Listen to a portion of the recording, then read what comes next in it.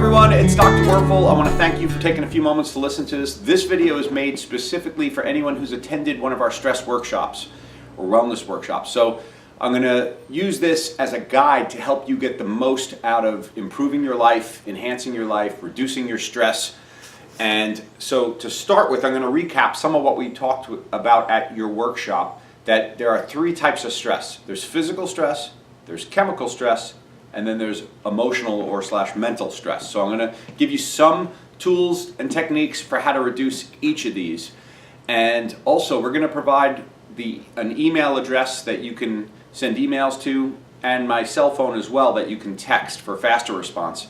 So we'll be giving you an email and a text, which you should see at some point on this video. And feel free, you can text questions or email questions, and also email or text. Let us know if this has helped you. Let us know if there's other videos you'd like, because when we talk about techniques, I'm going to do an overview on this, and then we can give you some specific information. If I get enough requests, let's say for how to meditate, then I'll make a specific video on how to meditate and send that out to you. Or enough requests on how, different aspects of reducing physical or reducing chemical or emotional stress. So to start with, knowing the three types of stress, physical, chemical, and emotional, is very important because we want to chunk it down. We want you to be able to make some improvements in each of these areas.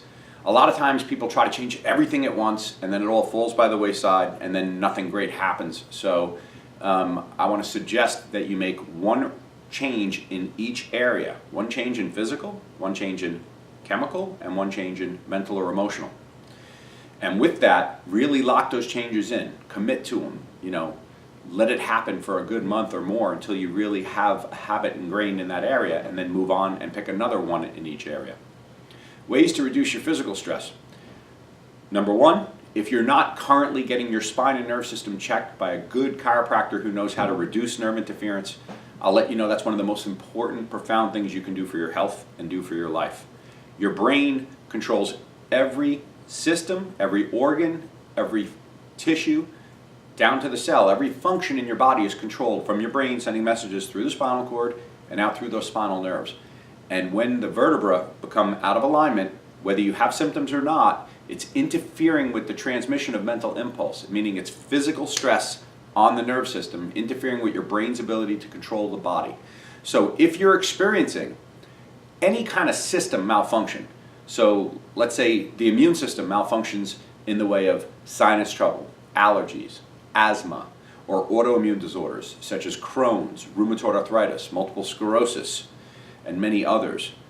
If you're experiencing any kind of immune system malfunction, I highly, highly, highly suggest that you find out where you have misalignments. They're called subluxations. That's the physical stress on the nerve system. Where you have these misalignments, how they're affecting your nerve system, and what type of adjustments are necessary to help reduce that physical stress and allow your body to function naturally.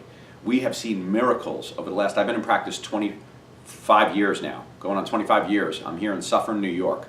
If any of you have questions for me, feel free to text me, feel free to call me or email me, and I can help you understand more about that. I'm more than glad to talk to you one-on-one about that. If you haven't had your spine checked, I invite you to make a time and get your spine checked for subluxations or physical stress on the nerve system. Number two, if you're not doing some form of stretching or yoga, I highly recommend that you start getting into stretching at bare minimum, or doing yoga as a way to help reduce physical stress on the nerve system and the organs as well. It's fantastic. It's proven. There's no doubt about it. It's the same thing as getting the spine corrected through proper adjustments. Doing proper yoga and stretching is going to help reduce physical stress and improve your life, improve your energy, and improve your health. Third, ergonomics or posture, so to speak. So this kind of depends on what your primary postures are, but I'll give you just a few regular examples. At home watching TV, you want to basically, if you look like an upright, healthy, symmetrical posture is your ideal for your body. That's the least physical stress on your body. So if you're watching TV and you're lying down like this on the couch with your head in an angle, that's going to put physical stress in your nerve system, which is going to affect your health, your energy levels, and so forth, your moods. So using good posture. And if you have more questions on this, text, email, let us know. Now we're going to move into reducing chemical stress in your life. So first, are you drinking enough water? If you're not drinking enough water, the first thing right off the bat to reduce the chemical stress in your life is to make sure that you're drinking enough water. You don't want to drink way too much, but most folks are drinking way too little. So to give you a generalization, by the way, it's not, obviously there's a broad range of difference between somebody who might weigh 120 pounds or somebody who might weigh 300 pounds. But basically, you want to make sure that you're having a minimum of 8 glasses of water a day. That's kind of basic.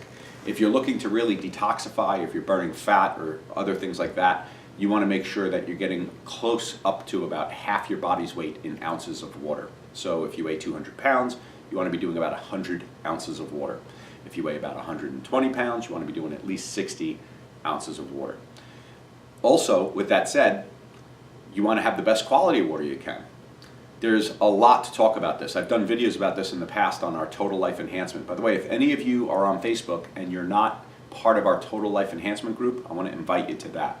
We'll put a link on that here as well, or at least a reminder. So if you're on Facebook and you search Total Life Enhancement group, you'll be able to find out, you'll be able to actually ask to join, and then we'll approve you, and then you'll have some continual guidance and inspiration, motivation, and leadership towards improving your life and reducing these 3 types of stress.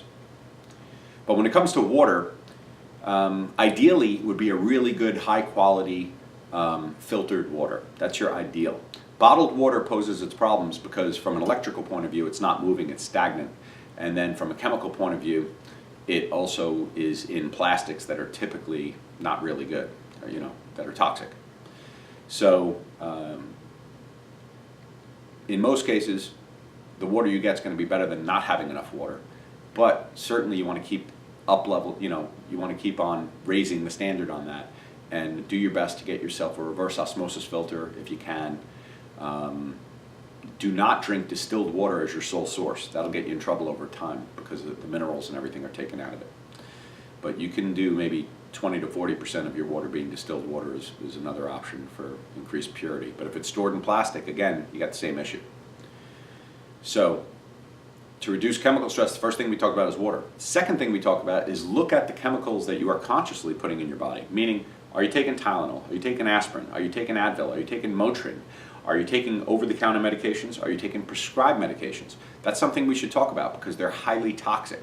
You're toxifying your body. That's chemical stress to your body. Even if you need it, I'm not trying to say that you can get off all your medications.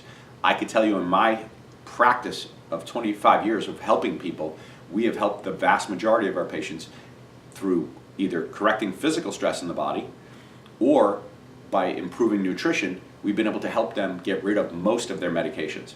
Again, I am not telling you that you can get off your medication. That's, first of all, for the doctor who put you on it to take you off it. And secondly, it's a very individual thing. You have to understand why you're taking it, what the purpose is, and can the cause be corrected without just having to take more chemical stress in your body to hide the symptoms.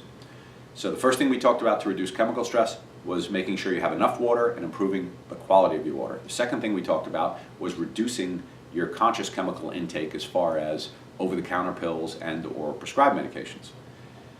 Third thing I want to talk about when it comes to reducing your stress is chemical stress, is with your foods. Now, our foods have, I think there's over 1,200 different food additives. It might be 12,000. I was just watching a video on this. I got to look that up for you. But it's a ridiculous amount. There's a ton of chemicals in our food. Most folks are aware that there's antibiotics, pesticides, and hormones in the foods that you're eating.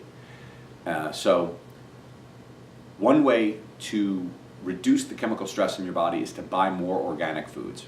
Another way is to start to shift the ratio of animal to vegetable products towards vegetable, meaning having less and less animal products and more vegetable products. Again, I'm not saying that vegetable products don't have chemicals in them. I'm just saying that typically they're in higher concentrations in the animal products. So another way to reduce chemical stress in your body is to shift the ratio of non-organic food to organic food, meaning get more organic food. Secondly, shift the ratio of animal products to vegetable products and have more and more vegetable products. These are generalizations. There's a lot of specifics you need to know about this to make it better. So again, my cell phone number and my email, feel free to text or email me. Texting will get you a faster response typically.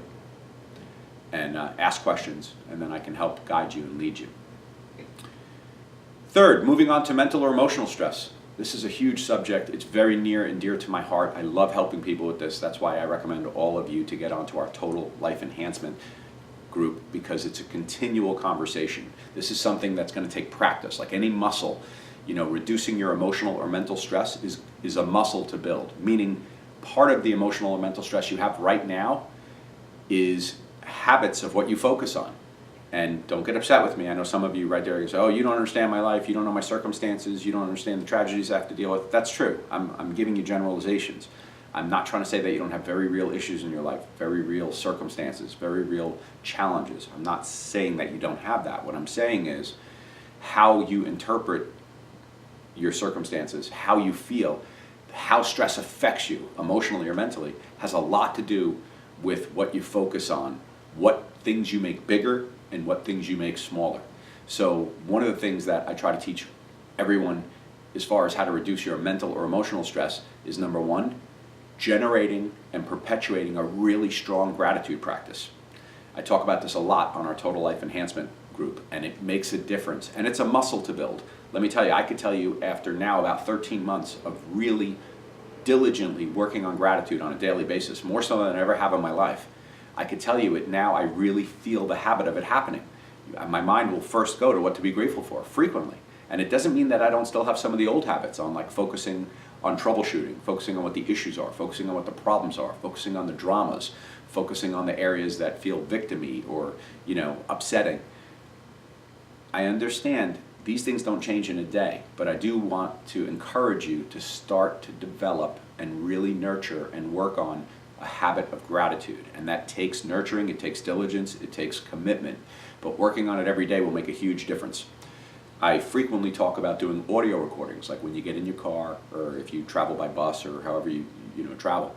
When you have a certain time of day, a certain trigger, or multiple times a day where you take out your phone and you hit voice record and you immediately start rampaging everything you're grateful for. You start saying, I'm so grateful and appreciate, boom, and then you just start going through it. I'm grateful and appreciate, I'm grateful and appreciate, I'm grateful and appreciate. And you say all the things that you're grateful and appreciate. And you record it and you save it. And more on this later, but I'm going to suggest that you do that. Other folks will take a journal and they'll start to write down everything they're grateful for. That's cool too. There's a lot of different ways to do it, but I highly suggest developing a habit of gratitude. It's a muscle to build, and it will consistently fill you with more of a sense of ease, a sense of gratitude, obviously, a sense of joy, and it'll reduce how circumstances create mental and emotional stress for you, or how you allow mental and emotional stress to accumulate from the circumstances. So gratitude, that's going to be one. Number two is going to be meditation, or learning to relax. There's a lot of different types of meditation. They're so simple. A lot of folks think meditation is some kind of you have to be a swami or a guru or a shaman, or that's not the case. Meditation is a very natural state. To get into a meditative state is very natural, and it's very easy, and it's very easy to teach you how to do that. You could go on YouTube. There's tons of videos on how to meditate. There's tons of guided meditations on YouTube. There's so many resources available to you. If you want help from that, again, text me, email me, call me. I will help make a meditation for you or guide you to one, send you a link from YouTube or what have you, depending on what you're looking for. But I want to tell you one thing about meditating.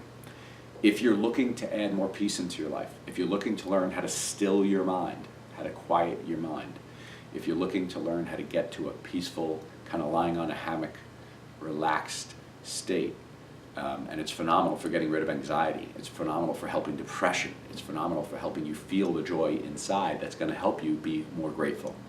If you're looking to do this, my number one and most important piece of advice is when you're ready to start it, commit to doing it at least once a day for the next 30 days. Commit to it and honor your commitment. Do it that way.